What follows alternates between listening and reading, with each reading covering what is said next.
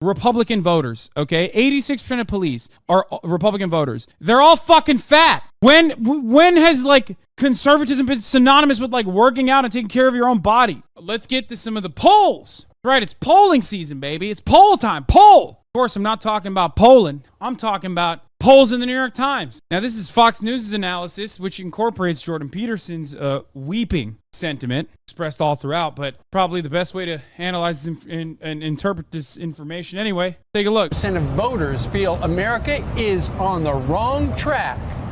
And 37% of them feel the country's problems have gotten so bad we're now in danger of failing as a nation as we come up on our 250th year anniversary. That's right. Psychologist and author Dr. Jordan Peterson is here to react. Good morning. Good morning. Thanks for joining us. What is your reaction to this?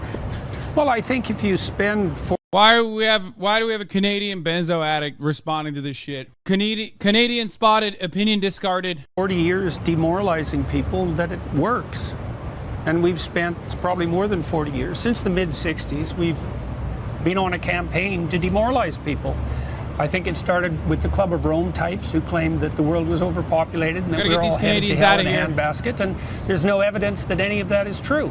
I mean, the idea was that by the year 2000... Motherfucker, are you a Quebecer? Who's we? Are you speaking Le French? The hell is we, brother? Fuck you mean we, brother? What's happening here? Oui. Everyone would be starving to death, and that commodity prices would shoot through the roof, and that the planet couldn't tolerate 3 billion people or 4 billion people, and all that turned out to be utter nonsense. We're richer worldwide than we ever were before. There's absolutely no shortage of resources. Commodity prices have gone down. There were world record harvests this year, and all you ever hear is doom and gloom. Yeah. You know, and I've been thinking about that a lot, and because I tend to think about things psychologically, obviously, and my sense is that people who want to garner power to themselves use fear. And I think that's how you can tell real leaders from wannabe tyrants, is that if they're trying to terrorize you into granting them all the power, then they're essentially tyrants and not leaders. And you see that happening everywhere. Jordan, who are the 35% who think we're on the right track? Well, who are those people? They're probably people who are temperamentally optimistic. You know, I mean, some of what determine. I like that they brought him on to analyze, like, the political structure, and, like, he's just simply being like, oh, they're just optimistic. Okay, so then this renders the poll useless, Jordan, because it says nothing about the actual material conditions, which to a certain degree I do agree. It literally doesn't say anything. People are just, like, vibes based for the most part. You know what I mean? Determines people's attitudes about the future varies with the circumstances, but some people, you know, they're so optimistic by central temperament that even if they're in a crisis, they're not going to be upset. So that's a good thing. Yeah, well, they also tend to be conservatives, because we know as well that the most unhappy people are liberal men, and then I think the next most unhappy people are liberal women. And so, well, so the happy ones are optimistic, and they tend to be conservative. I know you told me you spend time in Boston, a lot of time. Yeah. Guy who cries on a regular basis talking about how unhappy liberal men are is pretty funny. That's an odd take, but okay. Boston, but you're Canadian, but you spend a lot of time in America, so you got a sense of both. So is your sense that America feels negative about our own country because of a deliberate plot to make us not like what we have, feel guilty for what we've obtained, to resent our past? Or is this something that just happened? Or do you think it's someone scripting this?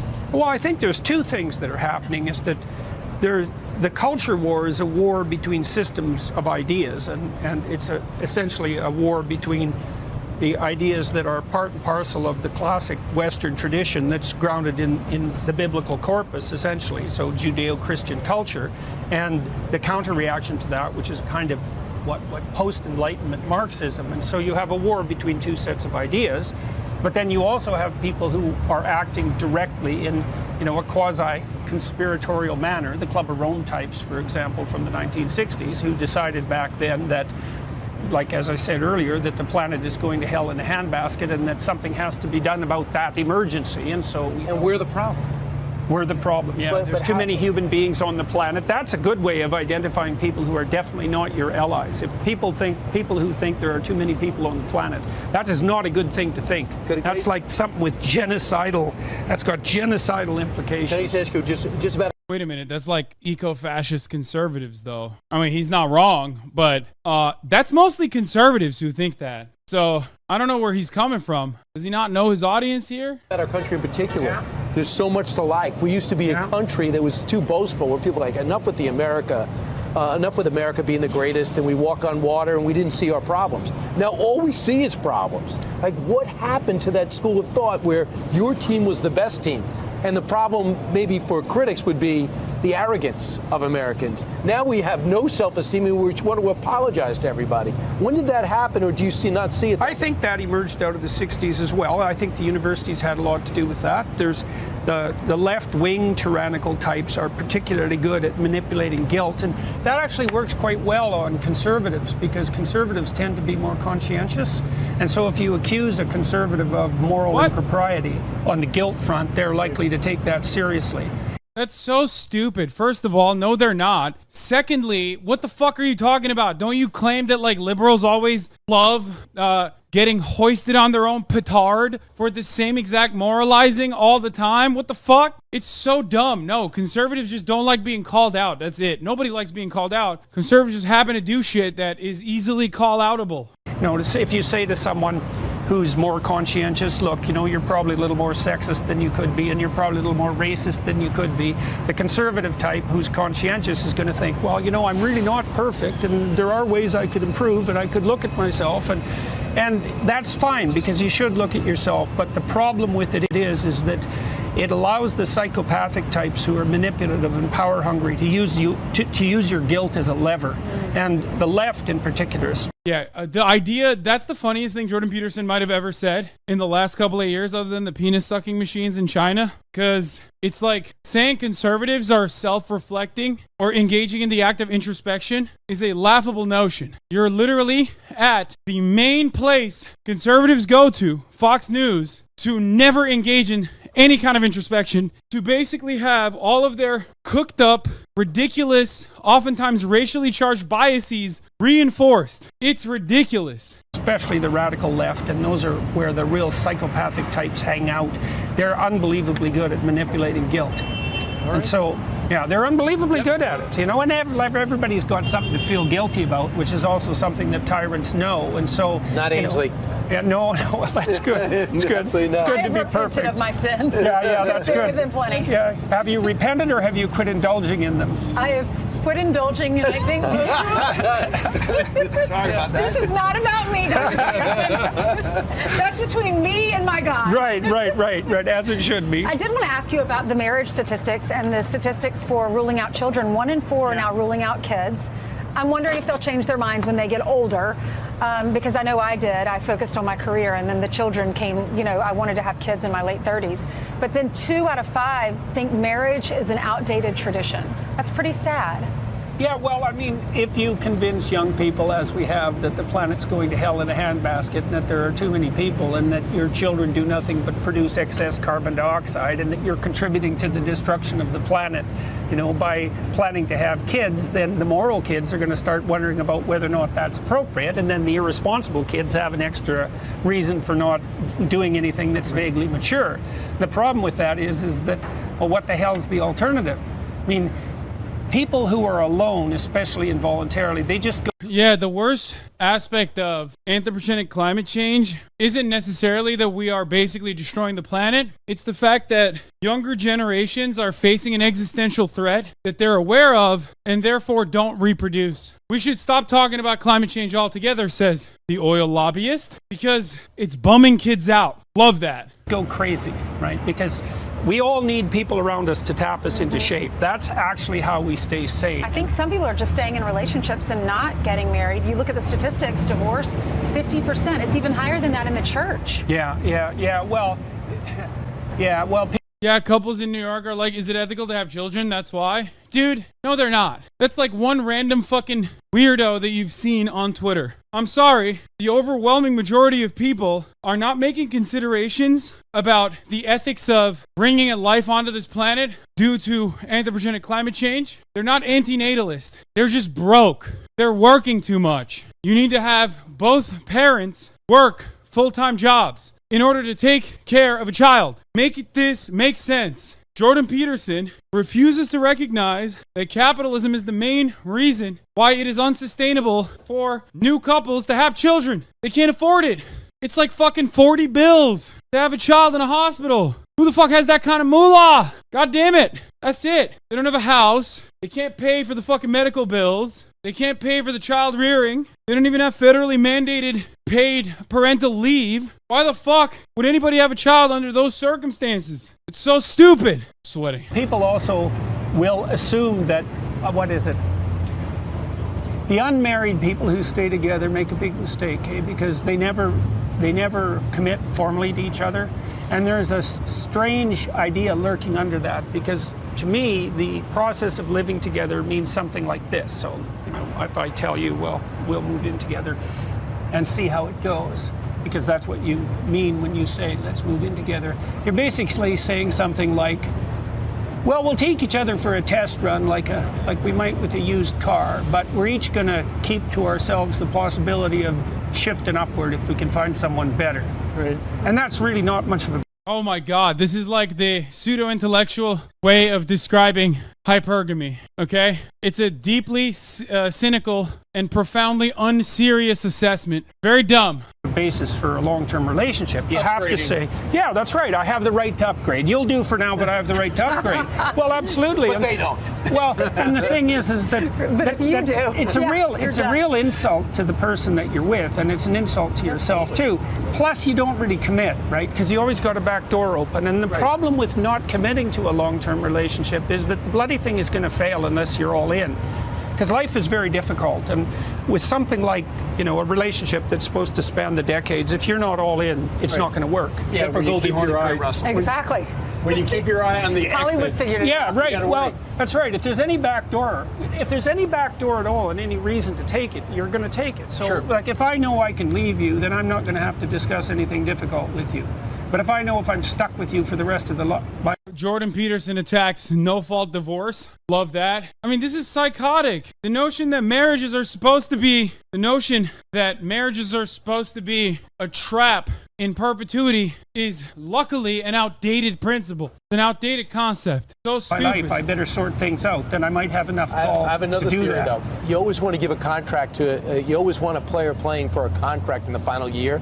So if every year they're playing for a renewal, you could get a better performance year to year. You don't take anything for granted. Well, I think you can't take anything granted within the confines of a marriage. I mean, maybe I misunderstood what you meant, but you can't take things for granted in a marriage either, because unless you continue to renegotiate, you lose track of each other, and then things wander apart. Right. And so you have to be on your best game all the time if you want to keep the marriage alive. You should be anyway. I'm just saying. Jordan, we've been over the last couple of days talking about the survey that's come out. A lot of people think that kids who are in college are predominantly leaning way to the left. Yeah. Now there's this new survey that has come out that has shown that 12th grade high school boys are trending. That's awesome. Dude, that's crazy. They're like, oh, guys, it's sick. 12th graders and kids in high school are conservative now. We're saved. We're good. This new survey that has come out that has shown that 12th grade high school boys are trending conservative, whereas 12th grade high school girls are trending to the progressive side. Yeah. So why suddenly are these young men about to enter college or the workforce or whatever becoming more conservative? Because they've been listening to Joe Rogan.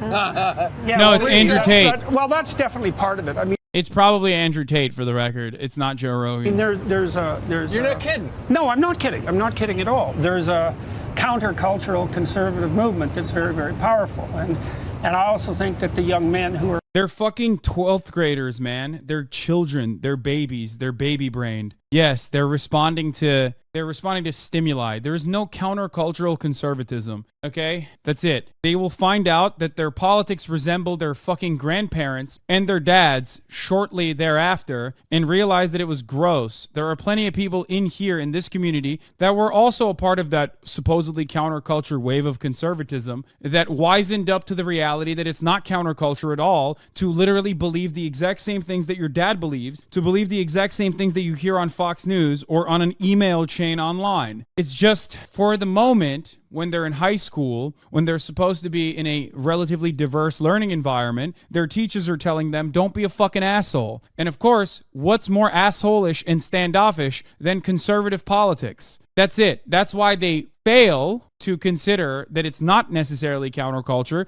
because they're trapped in this like very confined ideological sphere that is supposed to be good for educational learning. Obviously, it's going to have a liberal tint to it. It's very, very stupid. We're tilting in that direction or at the forefront. The young women will follow. It'll be a 5-year lag or something like that, but the young men will get there first. Well, So that's how it I mean, looks. you see On a that lot of the note- combat sports more getting into that. The combat sports, you see Zuckerberg and now doing it. A lot of people trying to.